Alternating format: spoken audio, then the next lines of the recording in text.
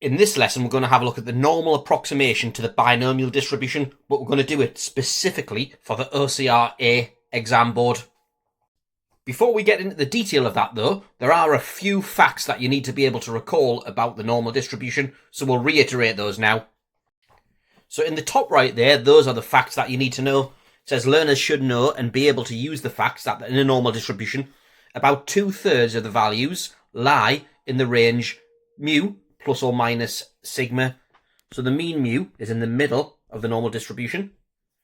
And these lines here represent a number of standard deviations. So that's 1 sigma to the left. So mu minus sigma. And this one here is going to represent mu plus sigma. So 1 standard deviation to the left, 1 to the right. So that area there marked in the middle is going to contain about 2/3 of the probability. 2/3 lies within 1 standard deviation of the mean. The other fact, 95% of values lie in the range mu plus or minus 2 sigma. So 2 standard deviations from the mean. Here we've got mu minus 2 sigma.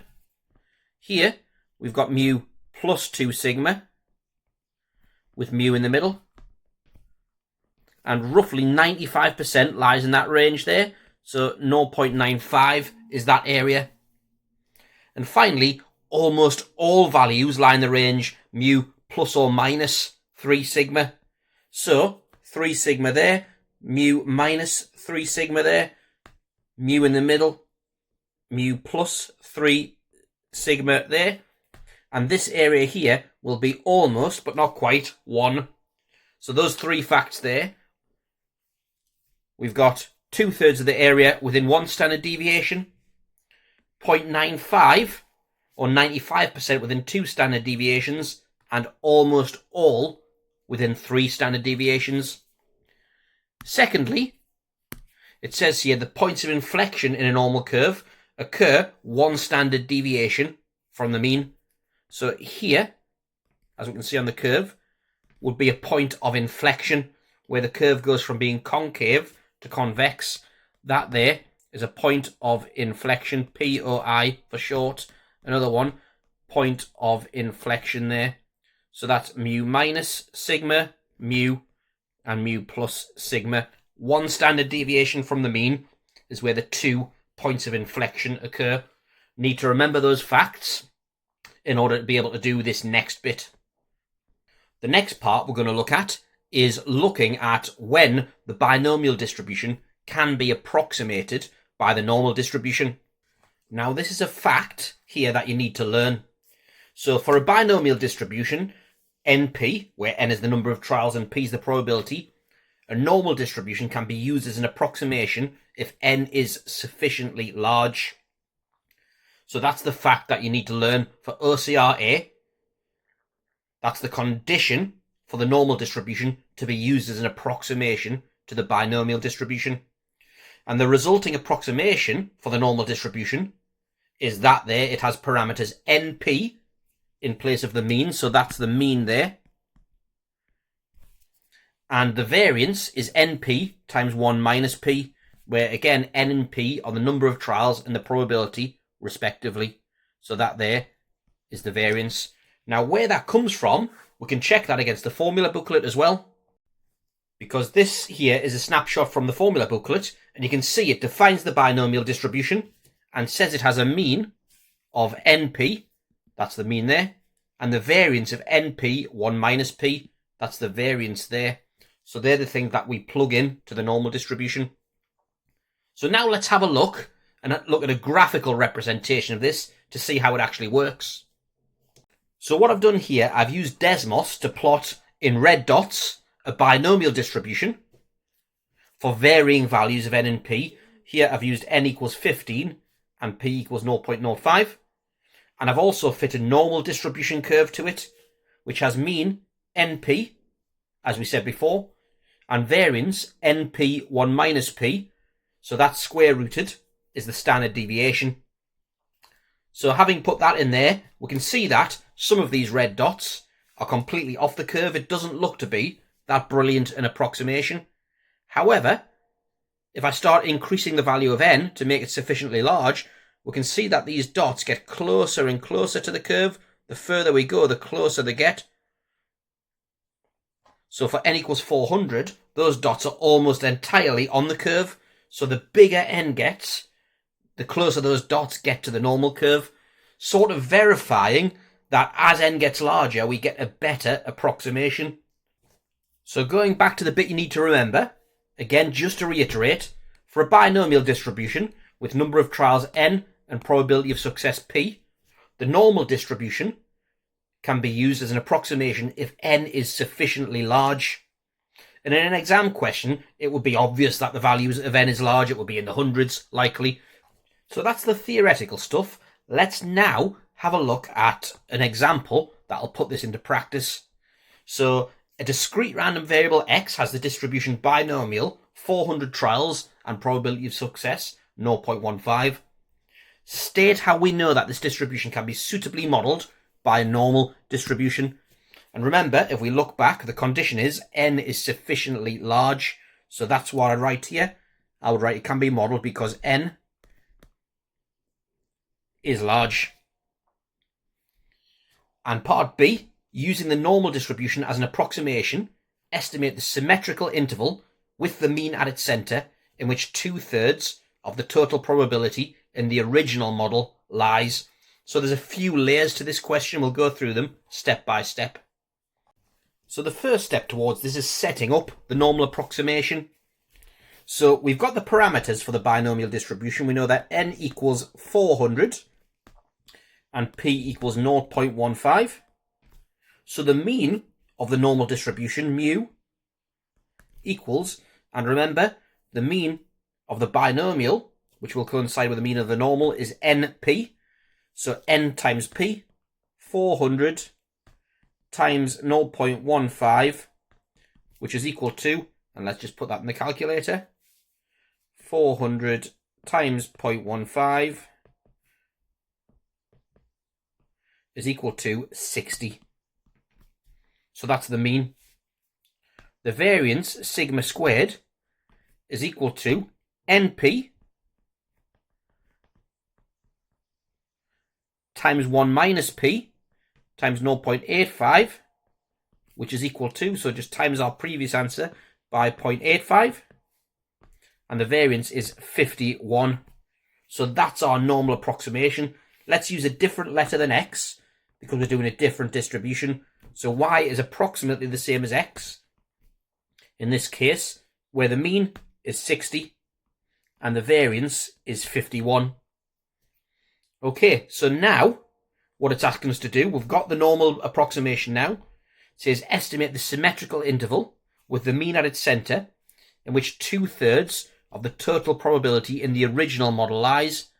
Let's get a diagram of what that's going to look like now. So there's our normal distribution there, with the mean in the middle, 60 in the middle, and 2/3 of the probability lies centrally. Well, let's go back up to our approximation models. We know that 2/3 here lies in the interval, 1 standard deviation from the mean. So we know 1 standard deviation from the mean is where our boundaries lie. So that first boundary would be 60 plus the standard deviation, which in this case is root 51. 51 is the variance, so root 51 is the standard deviation. And 60 minus root 51 is the lower bound.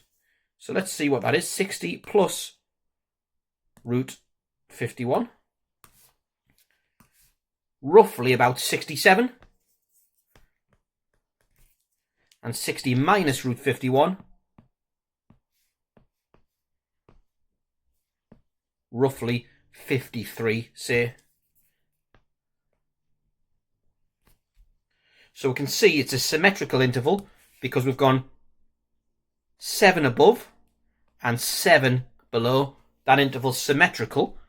And because those correspond to to being 1 standard deviation away, we know the area roughly in the middle is 2/3, exactly as the question asked.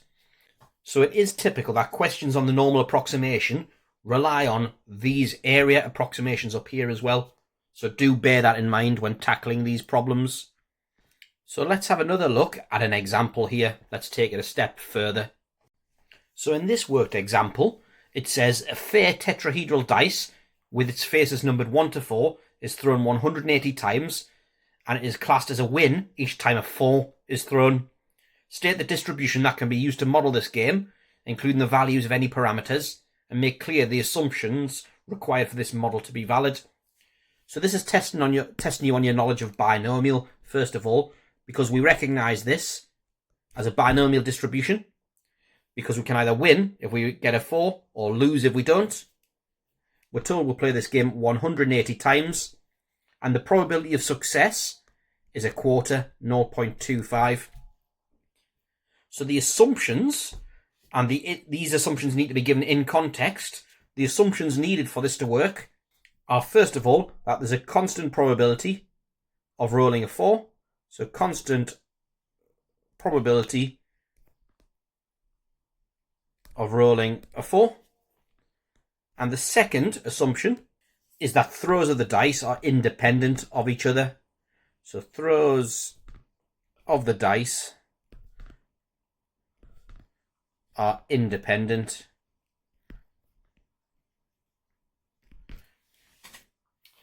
So part B now, state how you know a normal distribution will be a suitable approximation to this distribution.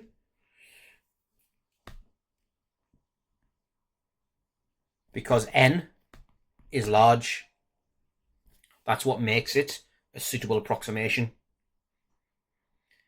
So part C, using the normal approximation identified in B, find the value of k such that the probability that the number of 4s rolled greater than k is equal to 0.025. First of all, let's set up the normal approximation.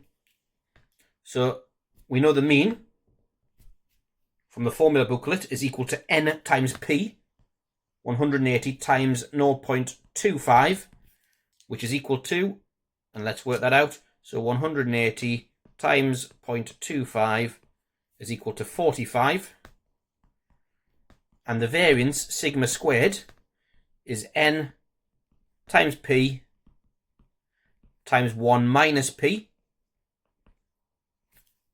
So let's multiply that by 0.75, which is equal to 135 over 4, or 33.75. So this is suitably approximated by the normal distribution,